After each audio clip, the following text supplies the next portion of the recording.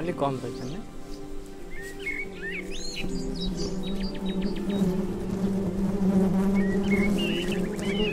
टोक्यो भने मरिहाल्छ नि मौरी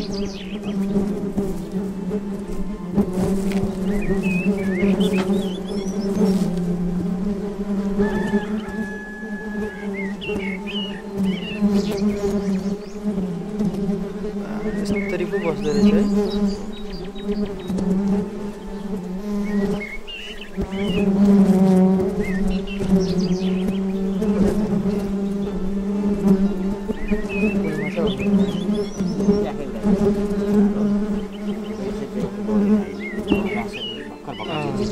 अलिअलि हालेर काटेर ल्याएको उहाँबाट यो पाक्नु पर्यो काँचो रसहरू भर्दैछ है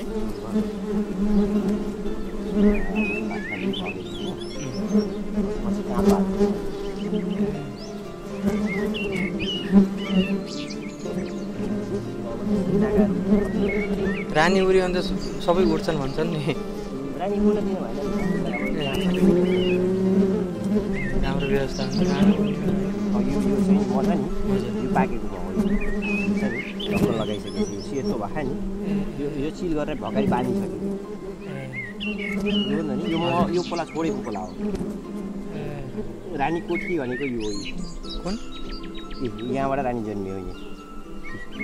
त्यो भित्र हुन्छ रानी भित्र त्यो भित्र छ है रानी जस्तो थियो नि गाईको थुन जस्तो हजुर यसभित्र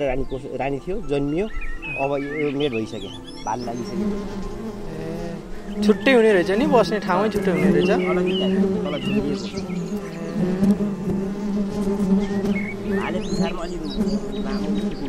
हजुर हजुर गर्मी चाहिँ समतल चाहिँ हुन्छ मको तलतिर होइन हजुर हजुर म माथि लेभलमा हुन्छ हजुर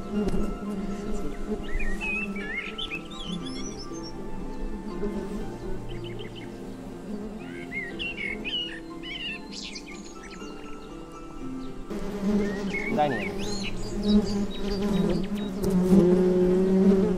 यो कलरै त्यसको सबै यस्तै ढाक्दै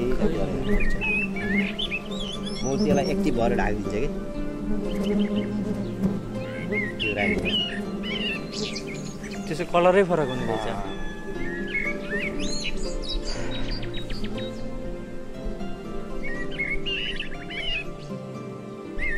ल धन्यवाद देखाइदिनु भयो ल हामी आउँछौँ साँझ आउँछौँ साँझ नभए भोलितिर ए अब फुल्ने बेला पनि भयो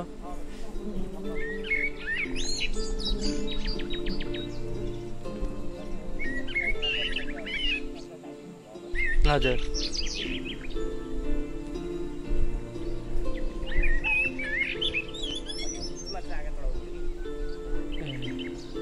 त्यसमा गराउँछ नि अब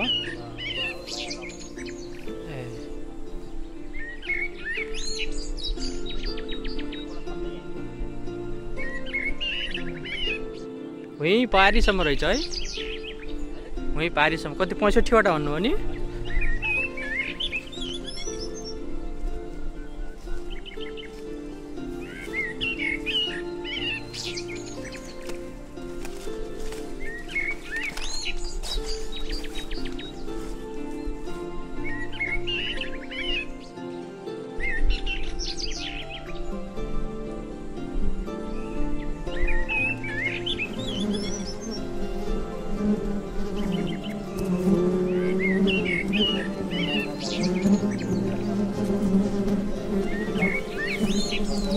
यिनीहरू त बाहिर पनि बसेर रहेछन् है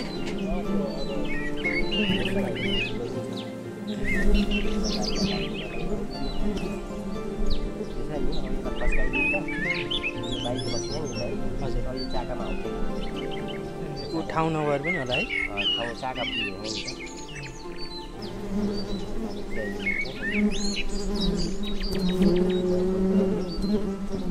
चाका लगाउँदा चाहिँ बिचमा दिन्छ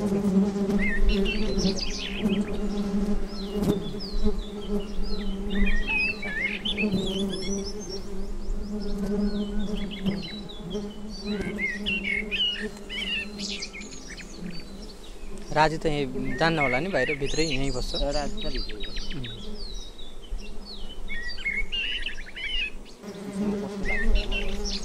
हालसम्म त राम्रै हो यस्तै मौसम ठ्याक्क घाट धेरै घाम पनि जुन छैन होइन कसले आउनु नेटवर्क ठ्याक्कै भनेको हजुर हजुर